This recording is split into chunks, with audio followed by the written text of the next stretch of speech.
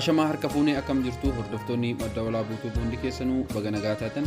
Egaa arras walitti deebinee jirra hordoftoota kiyya. Arras barnoota ajaa'ibaa waa'ee miseenjarirraa waan haaraa qabadhee siif dhiyaadhe. Miseenjar waan haaraa qabatee dhufee jira jechuudha. So jalqabara namoonni channel kiyyaaf haaraa jirtan YouTube keessan keessa haala salphaan galuudhaan YouTube channel kiyya subscribe godhaa. Madda walaabuu sarti erga gootaniin booda subscribe iddoo jettu kana yeroo tokkoof tuutu. Egas booda mallattoo bilbilaa kanarratti yeroo tokko tokkoon akkasuma gubbaa kanarratti tuutu jechuudha. Viidiyoowwan hedduutu as keessa jiru irraa fayyadamuu dandeessu jechuudha as keessa galuun. Egaa kallattimaan gara barnoota irraa yoo dabarru barnoota irraa waa'ee miseenjarirraa miseenjarri waa haaraa qabatee dhufee jira jechuudha. Fakkeenyaaf miseenjar irratti namoota chat goonuuf san miseejiin keenya kan nuti barreessinuuf sun sakandii yookiin sa'aatii muraasa sa'aatii nuti barbaanneen ala achirra akka turuu hin dandeenye akkami godhuu dandeenya. Ofumaa delete osoo nama san biratti delete osoo iddoo remove ka jedhu osoo mul'isin yookiin immoo ofumaa sa'aatii akkamitti baduu danda'a. Sakandii muraasa yookiin sa'aatii akkasuma guyyaa tokko booda akkamitti miseejiin sun achirra akka hin turre godhuu dandeenya ka jedhudha. Jalqabarra miseenjar keessan keessa galuun namoota chat gootaniif san ni baastu. Namoota chat gootaniif san haala kanaan yeroo baastanii kaatan kunoo amma haala fakkeenyaaf miseejiin kun normaalima erginaa fi haay jedhee haala kanaan barraa'ee jira jechuudha. So miseejii kana haala ofumaa isaatii akka badu godhuudhaaf haaluma salphaa ta'een as iddoo kanarra tuutu.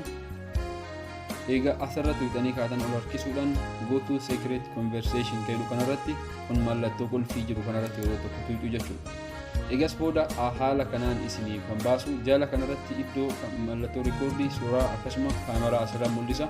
Isin mallattoo sa'aatii yookiin alarmii fakkaattee jirtu kanarra yeroo tokko tuutu.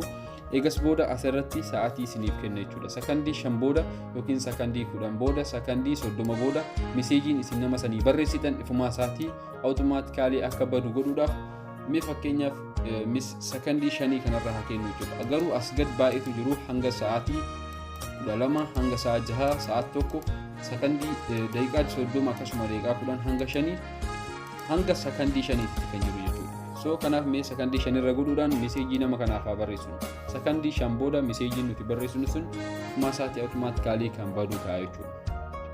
So amma asirratti haa jennee haa barreessinu. Kunoo haala argaa jirtan kanaan lakkaa'ee sakandii 5 fixaa jira. Eegas booda haala kanaan kan balleessu jechuudha. So ammas mee irra deebinee haa barreessinu.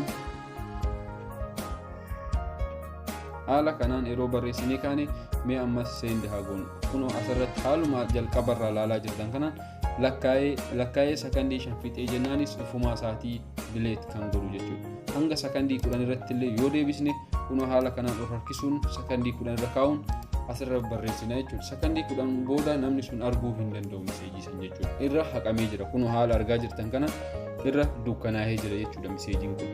Sakandii haala amma argaa jirtan kanaan fixaa jira. Yoo fixee booda ofumaa haqaa jechuudha. Akkasuma immoo miseenjar keenya akkamiin nama kana ka barreessinuuf kana miseejii nama sanii akkamitti yookiin maqaa nama miseejii kana akkamitti jijjiiruu dandeenya ka jedhu fakkeenyaaf maqaa nama kana fakkeenyaaf namni kun nama kana wajjin kan chaatii godhu maqaa nama kanaa akkamitti jijjiiruu danda'a ka jedhu jechuudha. Fakkeenyaaf kana mee haala salphaa ta'een maqaa nama kanaa fakkeenyaaf jijjiiree asirratti osoo isa biraan jijjiiramin akkamitti maqaa nama kanaa jijjiiruu danda'a ka jedhuuf iddoo kanarratti yeroo tokko tuutanii achi booda nickname jedhu kanarratti tuutu jechuudha. Egas booda set nickname jedhu kanarratti tuutu agas maqaa barbaadan nama jaalattan ta'uu danda'a maqaa feetan asirratti barreessitu jechuudha. Haala kanaan egaa barreessitanii kaatan iddoo set jedhu kanarratti tuutu jechuudha. Egaa haala kanaan barreessitanii jirtu jechuudha. Kunoo miseejichi nama kanaa kunoo maqaa amma reef jiruun hin ala maqaa biraa kan nuti barreessineef saniin jira jechuudha.